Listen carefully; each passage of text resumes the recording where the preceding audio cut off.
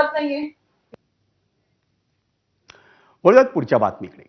गोरेगावच्या Nesco centre drugs प्रकरणातील मुख्य आरोपी महेश खेमलानी उर्फ मार्कला त्याच्या युरोपमध्ये राहणाऱ्या मित्राकडून एक्स्टसी गोळ्यांचा पुरवठा होत असल्याचा पोलिसांमधल्या सूत्रांचा दावा आहे. त्यामुळे नेस्को सेंटरमधल्या ड्रग्ज प्रकरणाचं युरोप कनेक्शन आता उघड झालंय.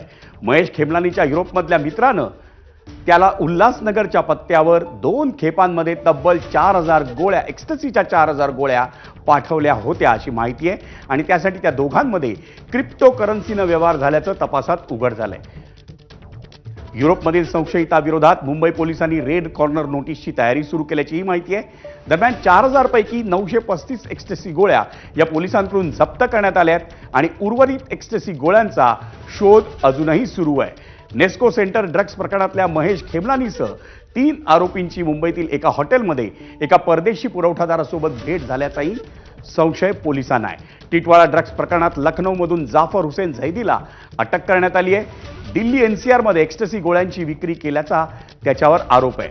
नेस्को आणि टिटवाळा ड्रग्ज रॅकेटचं गोवा कनेक्शनही तपासात आढळून आलंय.